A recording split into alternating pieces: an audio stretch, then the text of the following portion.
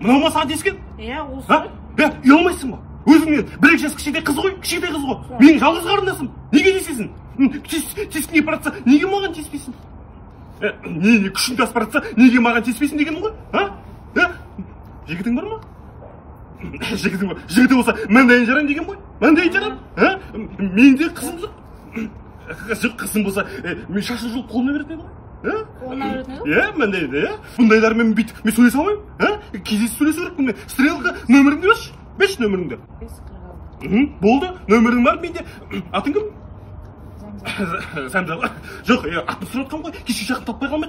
Абай бойында ана үлкен ресторан бар ғой. Қағанаттың алдында күтемін. Жоқ, қағанаттың алдында болғанда просто қағанаттың артында төбелесетін жер бар, жақсы. Сол кезде бүйтіп сол кездесу керекпін мен.